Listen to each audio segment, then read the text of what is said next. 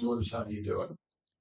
It's good to see you again. It's been a heck of a week. But anyway, I'm doing another video. Today we're going to talk about what they call liminal spaces.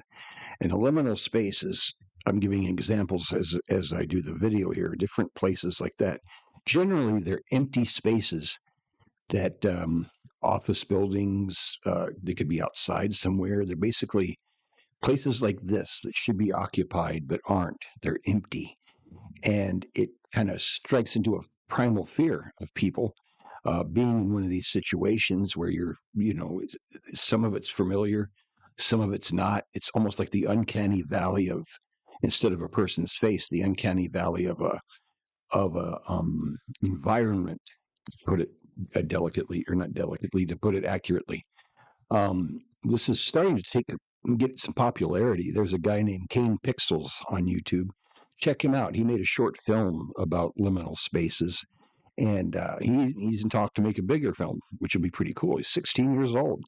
So look up Ken Pixels and give him some love because he made this video. Some of these are from the Backrooms video, I believe.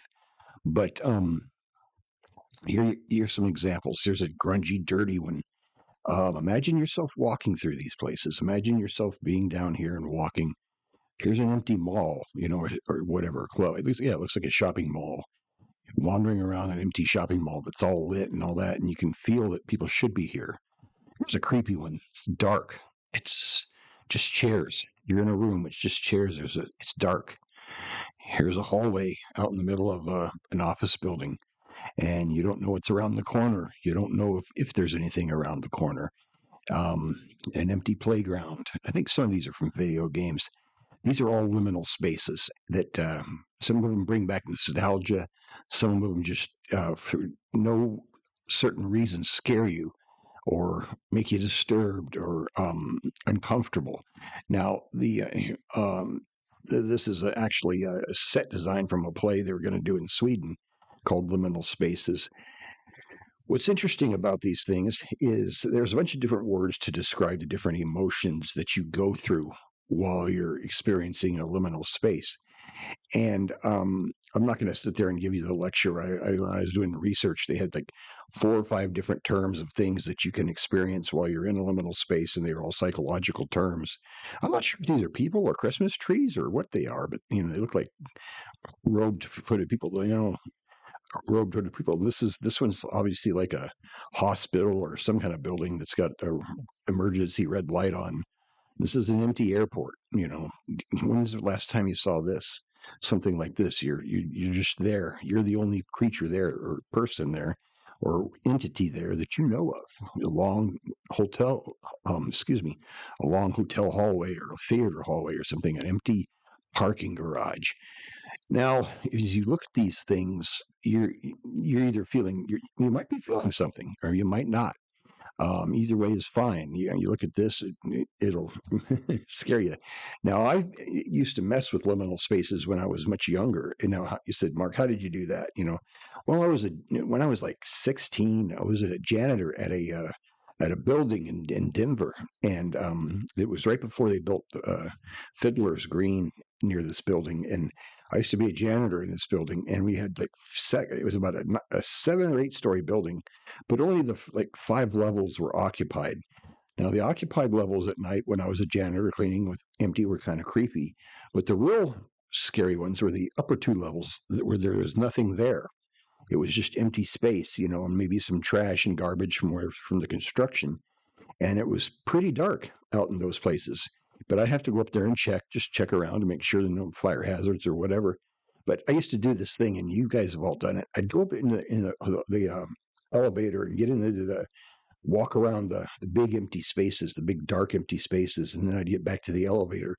Then I'd start freaking myself out intentionally. I'd start thinking, okay, I'd hit the elevator button and I'm like, all right, the zombies are coming. They're going to come get me.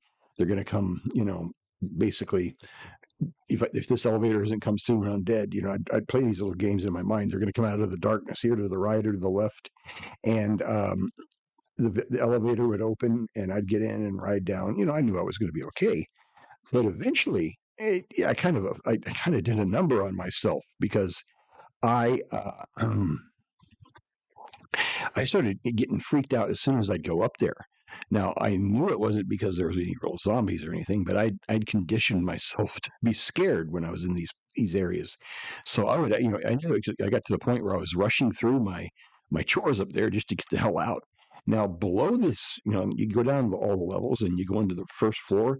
Then there was a basement that was down below, and the basement was um, another liminal space, and it had little storage areas like for I guess the different offices could store stuff down there, and I had keys to all of it. I'd go down there and just look sometimes to make sure everything was okay. And I didn't really get too freaked out about that one. I'd learned my lesson not to do that. So that was some of my own experiences. But I even had nightmares when I was a kid about what you'd call like a liminal space i- with a creature in it. Okay, now that may or may not qualify as liminal or not, but what it was for me, and I couldn't find a good example of it, is I lived in a apartment building when I was very, very young. I'm going to say like kindergarten age. And there was like a little alley thing between two apartment buildings. One they were building, okay, it was under construction and like that. And then the other one was the one I lived in. So there's this narrow alley between them. And I used to have, I'd go out there and sometimes I'd play, but I wouldn't play in that alley very, very much because it was a clean alley and all that, but I just didn't want to be there. And the reason why is I'd always imagine that there was this robot thing in the alley that would slowly chase me. And it was one of those dreams where you're trying to run and you're stuck in the mud, but it was just the two of us, him in this bleak alley and me trying to get away from him. And that was my that was my nightmare for that. Now I'm going to show you something. The thing about liminal spaces is that we fear is two things. We think there might be something around the corner that could get us, that's stalking us, or or we're going to run into on accident, or we can just be afraid that the space itself, the empty space itself, is alive and malevolent or evil or whatever you would, whatever term you like, or you know, bad. It's after us too, just the empty space itself, which is really interesting. In a second, you're going to see a picture of a mountain range and a monster sitting above that mountain range, floating in the sky. And that mountain range is, that monster is called Azathoth. He's from the Lovecraftian myths, and they call him the blind idiot god because he has no brain and he's a blind idiot. And all he does is, depending on what you read, he plays the flute. That's all he does. And then, or he has seven sons that circle him and play the flute. And as long as the flute's playing, our universe stays in existence because all we are dreams of the blind idiot God. I mean, the whole universe is just his dream. And if he wakes up, he's asleep. If he wakes up, we all vanish. Okay. And they say, what exactly is he? Is he, is he he's an entity, but, and and they say basically he's the whole universe. But he goes on to clarify, he says he's not the planets. There he is. That's Azathoth right there. It's the very center of the universe. That's Azathoth dreaming while we are part of his dream, hoping he won't wake up. Um, the what he is, as described by Lovecraft, he is not the planets, he's not the stars, he's not the objects in space, he's not even space himself. He's the emptiness between things. Okay, he is this empty. Basically, he is numbers is kind of the way they say. He is the measurements of all of the empty space in the universe. Okay, and I'm talking even beyond space time empty. I mean, just that's what he is. He doesn't have to be the actual objects. He is the emptiness. So some of this, looking at these liminal spaces and having the emptiness affect you. When I read that, and then I read about liminal spaces, I'm like, wow, could Azathoth be liminal space? Is he what we're fearing when we see these things? Is he what makes us uncomfortable when we're here, whether he knows it or not? He's blind. He's an idiot. He's dreaming and all that kind of thing. So maybe the uncomfortableness we feel is Azathoth himself, which is fun. The Lovecraftian elder gods are fiction. I sure hope so because they're pretty horrible. And then the two most horrible ones, one being Azathoth and the other one being Cthulhu, which we'll talk about at another point. But and then there's some other nasty ones.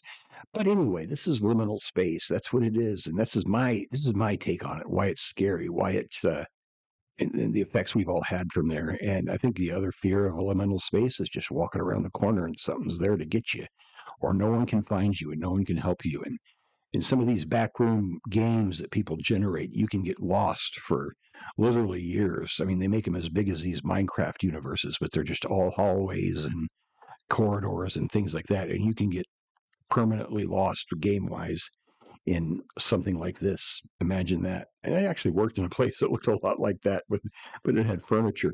But anyway, guys, I hope I hope you liked today's video. I'm going to try to do a video twice a week. I'm looking into doing a podcast too, which would be fun. Maybe one video and one podcast a week, depending on my status. And so if you want to help me out, like and subscribe. That's all I ask. Just like and subscribe and tell your friends. Take care. Bye bye.